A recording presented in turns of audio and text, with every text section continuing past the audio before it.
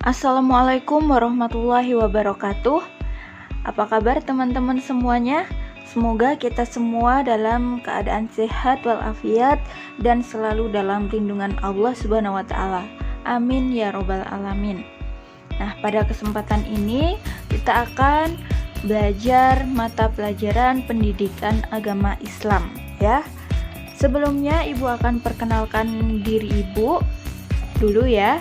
Nah, karena kata orang tak kenal maka ta'aruf, maka mari kita berkenalan. Ya, perkenalkan, nama Ibu adalah Dian Ratnasari. Kalian bisa memanggil Ibu dengan panggilan Bu Dian, gitu ya. Nah, insya Allah Bu Dian akan mendampingi kalian selama 1 tahun ke depan dalam mempelajari tentang pendidikan agama Islam. Sebelum kita memasuki materi pelajaran, marilah kita awali dengan berdoa terlebih dahulu.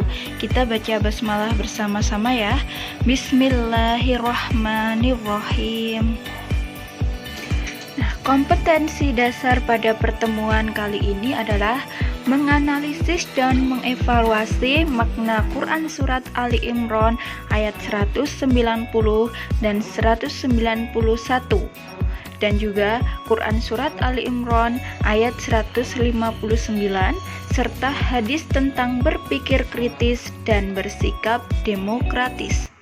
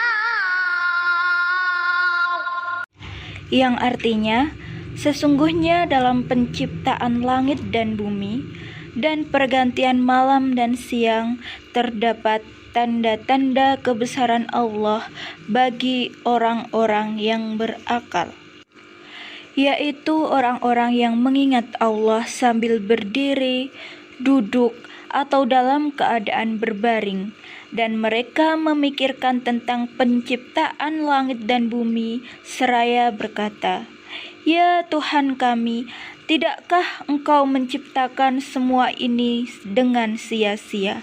Maha suci Engkau, lindungilah kami dari azab neraka." Penciptaan langit dan bumi serta pergantian malam dan siang merupakan tanda-tanda kekuasaan Allah. Mengapa Allah harus menciptakan siang dan malam? Kenapa Allah nggak menciptakan siang terus atau malam terus?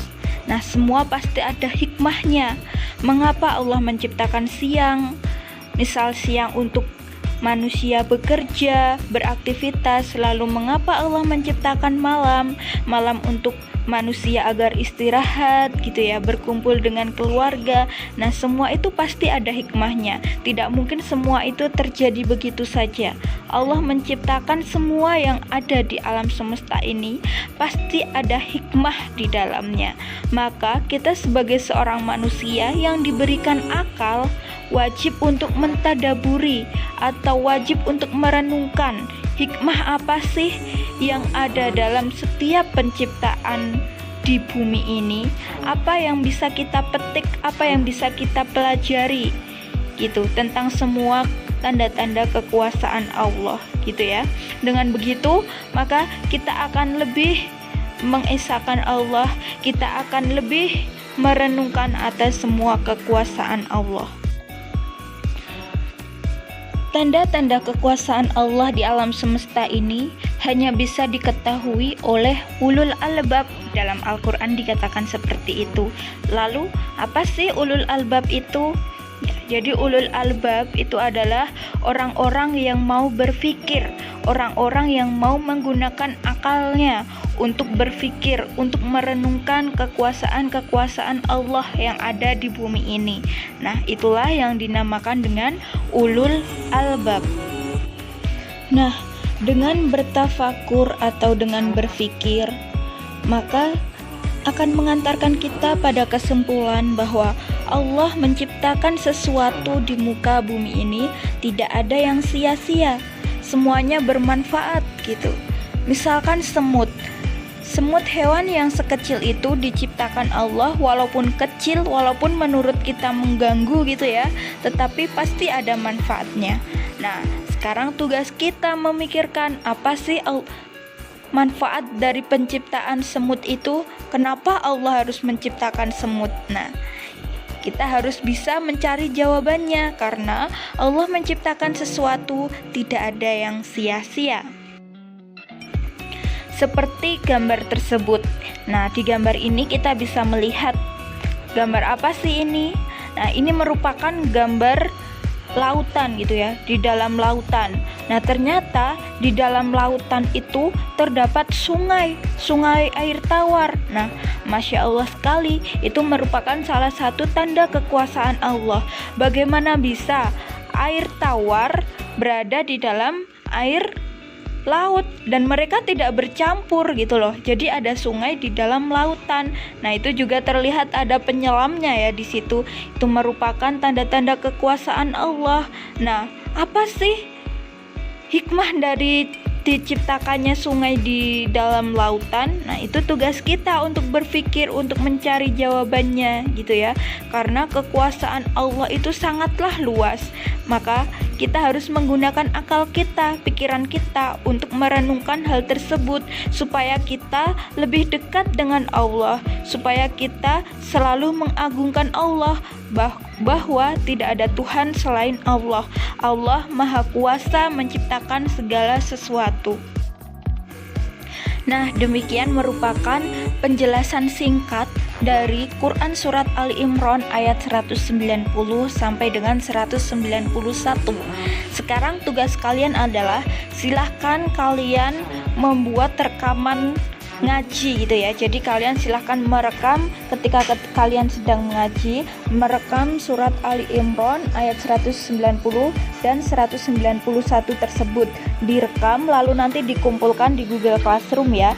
Nah, ibu akan meneliti dan mengoreksi tentang bacaan kalian, apakah ada yang salah, apakah tajwidnya salah, ataukah ada yang dibenarkan atau tidak itu ya. Silahkan tugas pertama adalah kalian mengumpulkan setoran membaca Quran Surat Ali Imran ayat 190 sampai dengan 191.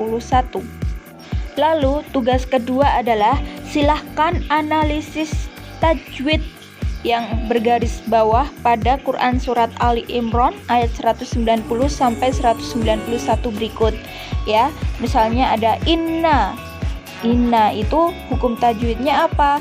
Ada wal ardi, ada mawa, ada khalaqata, dan juga azaban nar. Nah, silahkan dicari hukum tajwid masing-masing ayat yang bergaris bawah tersebut.